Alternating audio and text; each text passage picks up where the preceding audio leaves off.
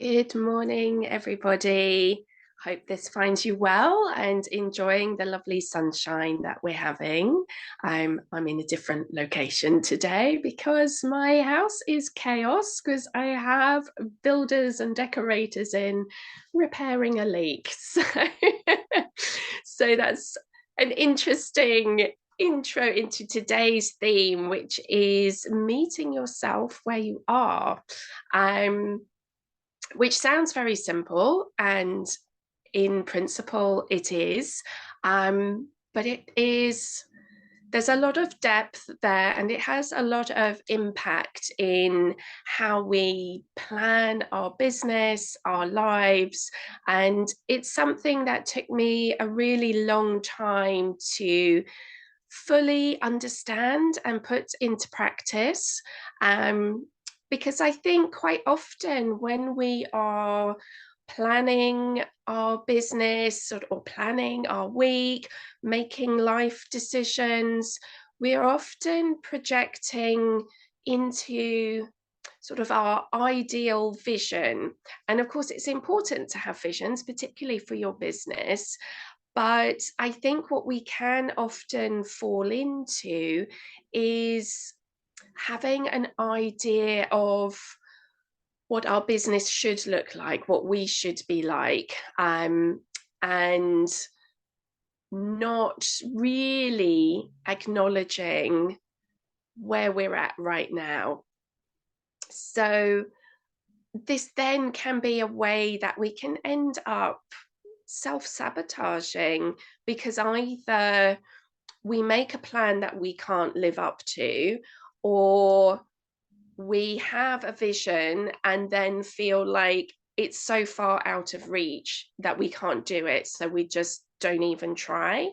And both of those things are such a shame and such a missed opportunity, and we're trying today to find that middle path.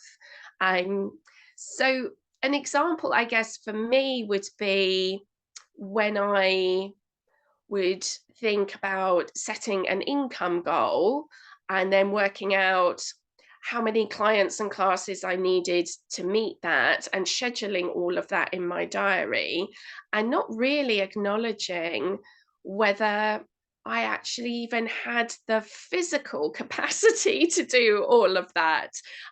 When you think of all the other things that we need to do in our business, or having things that work in principle, but then not having really a plan of how to get there, and then feeling like a failure of, oh, well, if I set classes here, here, here, and here, and then if I have 12 people in every class, then that equals this income. And then not really thinking about, well, if I'm starting from scratch realistically, how quickly will you get to that level? And so there's all these things around having a vision and making a plan, but they're not really taking stock of what's where I'm at right now, and what capacity I have, and what stage in my business I'm at, and what's really realistic. So what I'd invite you to do is absolutely have your big vision. I think it is important to have a goal, to connect in with our why, with our purpose. Why are we a yoga teacher? What is it that we want to get from our business? What is it that we want to put into the world? So really taking that time, and something I've spoken about before, to really connect into what your vision is, what's your big reason for being a teacher. And this is something that you can keep coming back to, when we hit those sticky points, or when we need to make decisions. So connecting with what's true for you. So often we might look around at other people who are successful and think, oh, well, that business model seems to work for them. That's clearly a good idea, so I'll do that. But when we're copying someone else's model, we're not taking into account who we are as people, what our strengths are, what our weaknesses are, what our passion is. So for something to work, it really has to be aligned with who you are as a person. So finding that first, and maybe having a vision of where you'd like to be in through, 1 year, 3 years, 5 years, 10 years, um, wherever that feels like a good place to, or however far ahead you want to have a plan. Um, but rather than thinking about how you create that right now, we need to think about where are we now? Where do we want to be? And really take stock of where we are now. So your vision might be that you want to have your own studio, or you want to run overseas retreats. It might be that you have an income goal. It doesn't matter what the thing is. It might be that you want to specialize in a particular area and be the go-to person in your region for that speciality. You might want to run courses. There might be there's so much that we can do with yoga. um, but finding what your vision is, what really makes you sing, what resonates with you, and then looking at where you are now. So what resources do you have? What is your How far along that path are you already? So in terms of how long you've been in business, how much experience do you have? What is your skill set? What is your comfort level with growth? So often when we have a vision and it's something bigger than where we're at, it's not just our business that has to grow, it's us as a person as well. So when you think about what that big vision is, we also need to think about what kind of person do we need to be to deliver that big version, that future version of ourselves, and where are we at right now? So really taking stock of the personal development that we might need. So it might be, if you want to be having bigger classes, if you want to maybe be leading workshops at yoga conferences in front of 200 people, although on paper that may be a really good business move, as a teacher, we need to be comfortable doing that. And it's a massive leap from, doing one-to-ones and small studio classes to delivering that kind of workshop to, hundreds of other yoga teachers. So then you need to look at, well, what are the stages in between? We can't just jump suddenly from one thing to another. So it's meeting yourself where you're at and think, okay, if that's my vision, how can I start to practice those sorts of things? What could I put in place to gradually build up to the thing that I really fantasize about doing?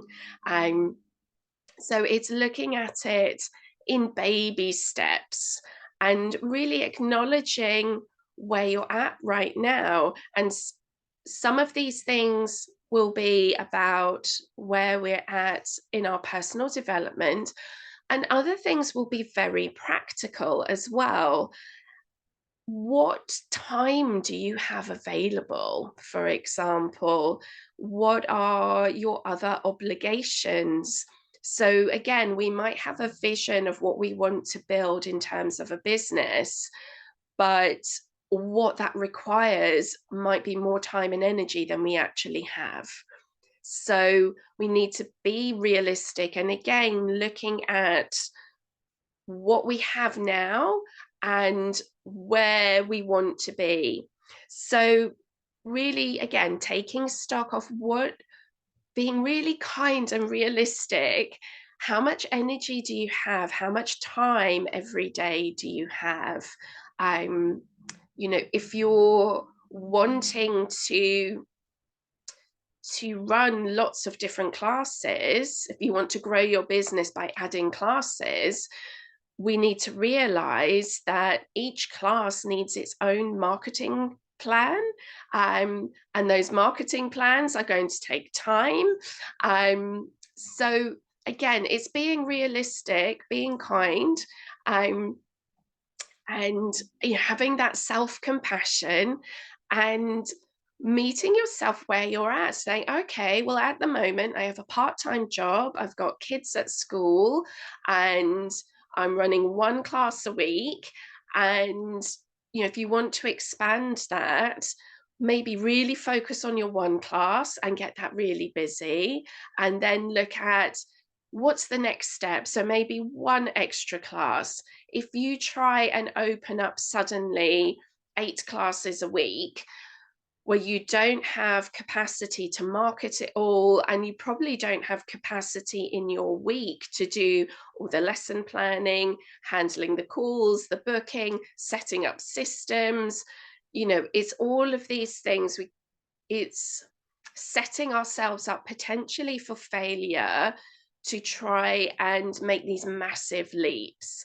Um, and we just need to have that slow, steady growth so that we have chance to adapt and absorb these changes. So just taking these smaller steps, and this doesn't mean thinking small or saying, oh, I can't do that. It's have your vision, have faith that you will get there. It's a question of a time scale. So looking at the steps that you need so that can grow in a really sustainable way. And it's this trial and error, it's testing the waters, and it's so much like our yoga practice. We might see with our students, they might come to class with an idea that, my goal is to do a headstand. My goal is to, you know, do I don't know, like do the splits, Hanumanasana. They might come to class initially with these goals. And as teachers, we wouldn't try and push them into that within the first few classes. We understand that the body needs time. It's like, okay, well, if that's your goal, asana pose, what are the stages to get there? What's your body like right now? What's your strengths and your weaknesses? What do we need to release? What do we need to strengthen? And we can take all of those principles into our business and say, okay, well, my business goal is this. Where am I at right now? What are my strengths and weaknesses? What skills might I need to build up through practice? Is there additional training that I need to do? What are the systems that I need to put in place? What is the regular practice that I need to do to grow as a person, to grow as a teacher, to build confidence, to build technical skills. There's so many things. And so treating ourselves almost like we would treat one of our own students who has a particular target, that we do it compassionately, we do it step by step. And that way, so again, if we were to try and teach a new student headstand without preparation, without developing their strength, their stamina, and all the things that you need to do a headstand, and said, okay, well, let's just try and do it now, we would set them up for failure. It's very unlikely they'd be able to go straight into it. There's a good chance they'll injure themselves, and they'll come away from class being like, oh, I just can't do it. Because when we have that message underneath that implies a should, we should be able to do something, we try it and we can't, so therefore we feel like we're failing.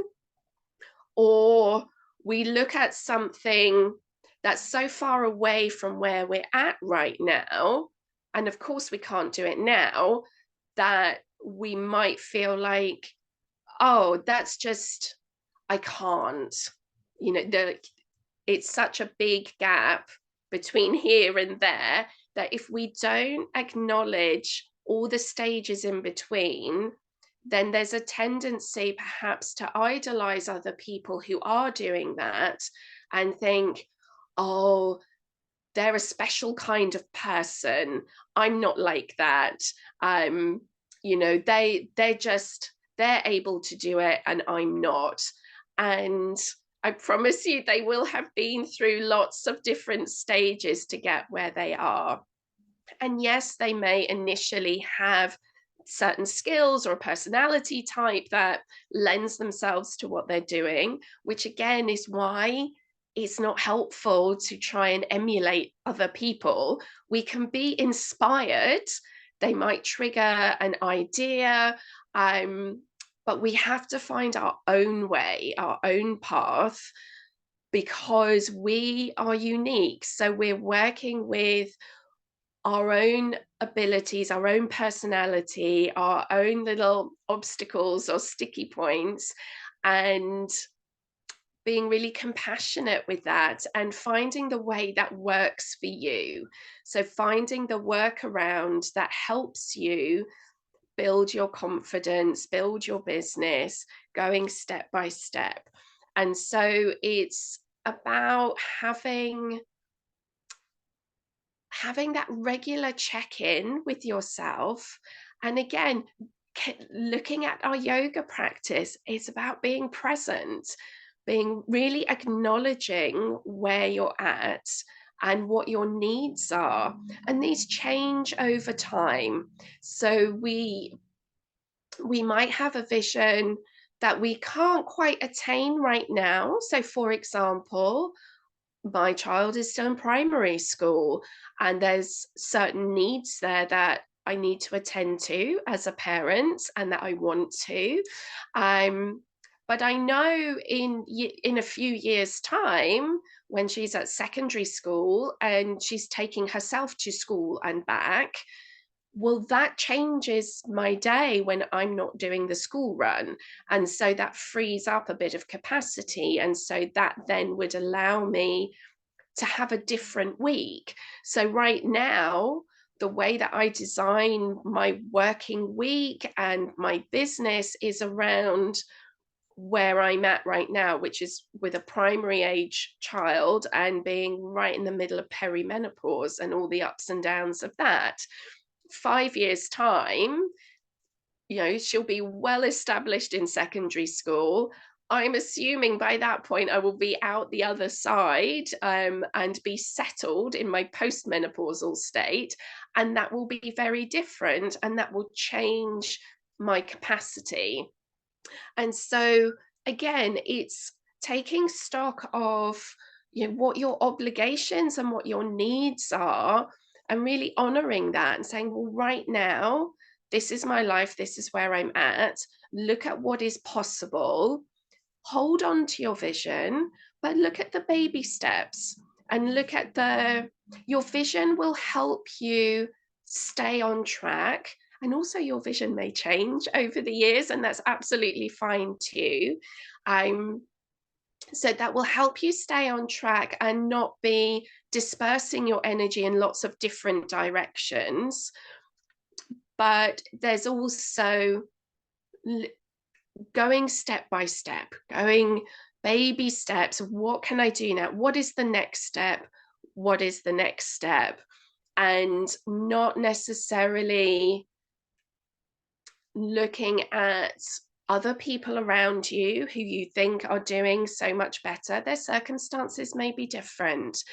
Just sticking to your own vision, your own truth, what lights you up as your passion, and also just being really realistic about what is possible right now, and so that we don't lose heart.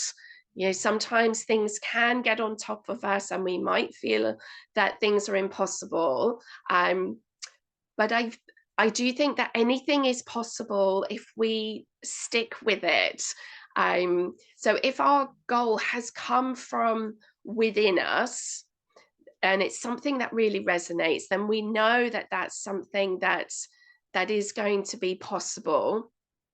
So we then just need to break it down, like I say, into these little steps.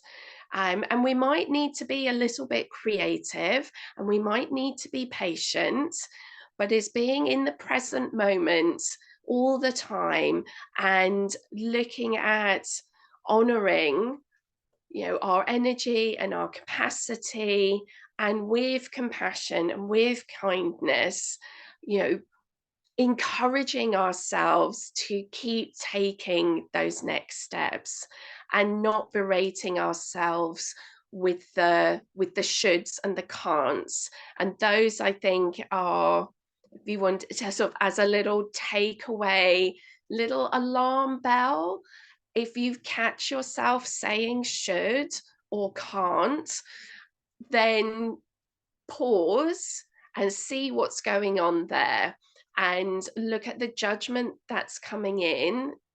Is it reasonable to expect yourself to be achieving a certain thing right now? Try maybe to see yourself as a friend, and would you be saying that to somebody else? And the can't as well. It might be that, yeah, you can't right now in this moment, this year, but what then? So if you hit something where you feel like, oh, I can't, or I'll never be able to, just pause and ask, is that true? It may be that it's just you can't right now. And then, well, why not? What is it that means you can't do it right now? And really investigate that and sit with it. And is it that you just need a little bit more practice to build up some skills, build up some confidence? Are there just physical barriers in terms of time and finance right now? And if that's the case, then what do you need? And how could you look at gradually over time creating that for yourself?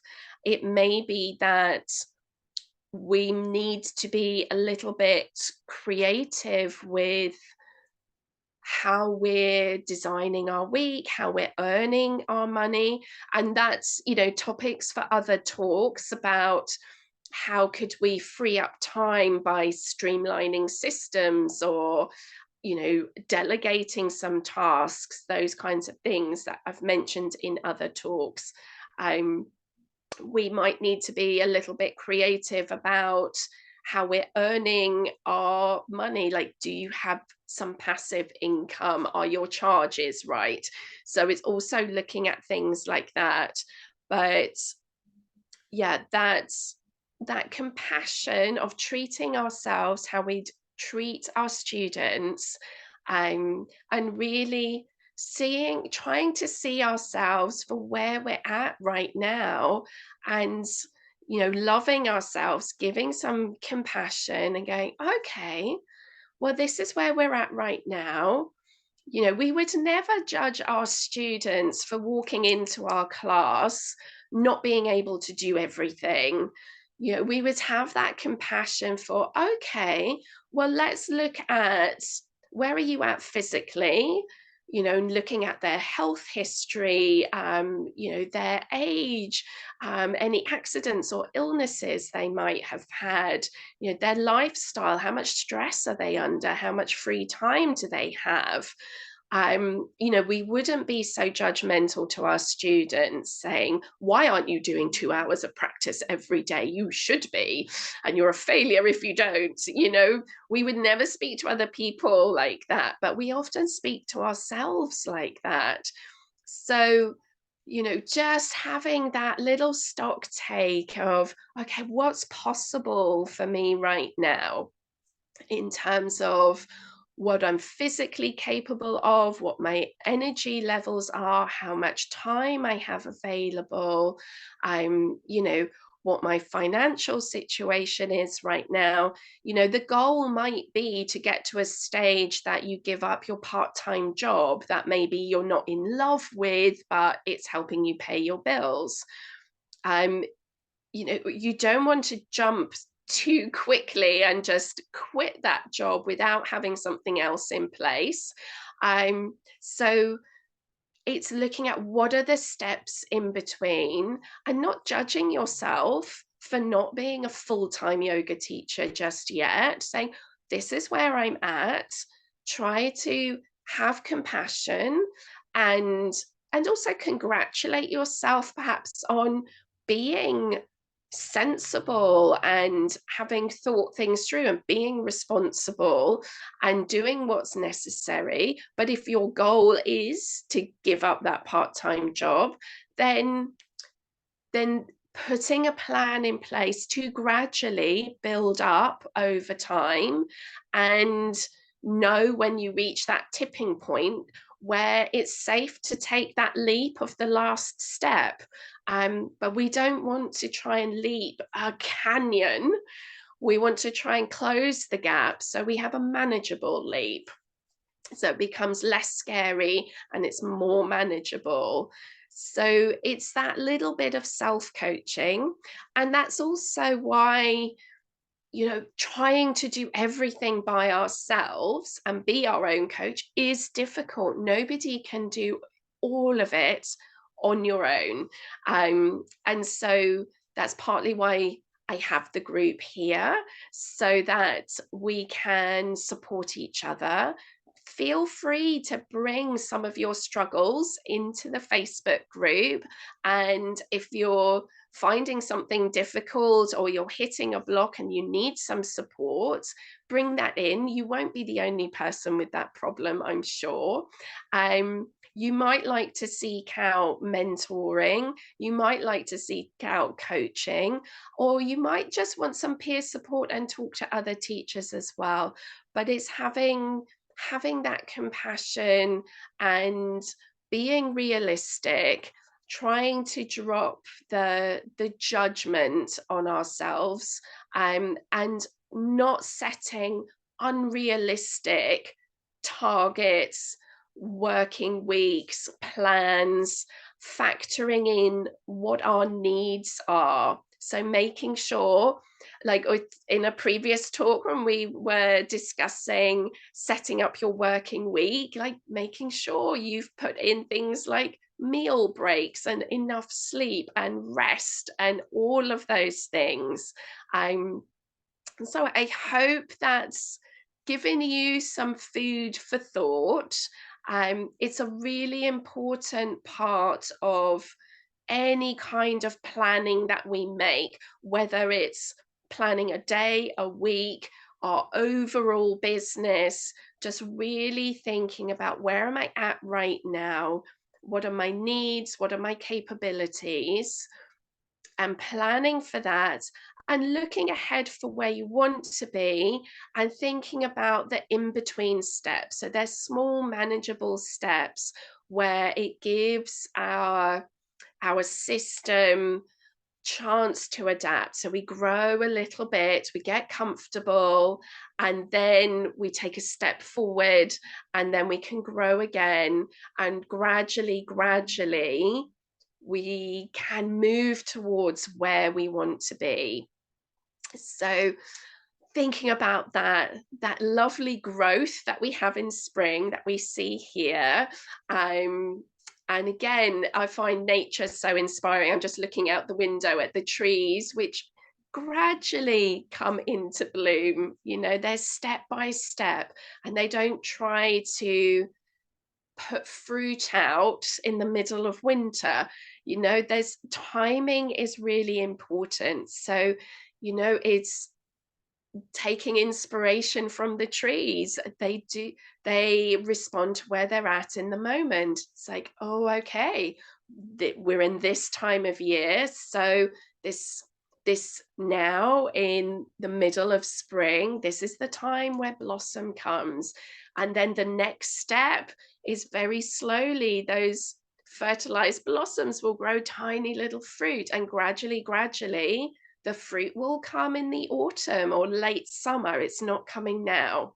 But the plan is there, and step by step, they're getting there. And the trees are not berating themselves for not being full of fruit right now. They know that it comes in time. And I think we need to treat ourselves like that too. That, we have the plan, the fruit will come later, but let's do the little steps with what we have available, and just honoring the fact that we are where we are and other people are where they are. And the comparison is so unhelpful. Like I say, it's absolutely fine to look around and be inspired by people, to get ideas, to see what's possible, and that can lift us. But to compare and to judge ourselves against somebody else is going to be really unfair, because we're all unique. We're no better, no worse than anybody else. We have our unique abilities, our unique challenges, circumstances. So that kind of comparison judgment is going to be super unhelpful. You really just need to turn inwards and see what's available to you, and look at what your next step is, and have an eye on your vision, and just know that you can get there. And if you need support, come into the group and we'll give you the encouragement. And if I've got any tips or any ideas to help you get past a blockage, I'll absolutely help you with that. So I'm going to leave you with that, signing off for now, and wishing you a very lovely rest of this lovely sunny day. And we'll be back in the group next week. All right. Take care.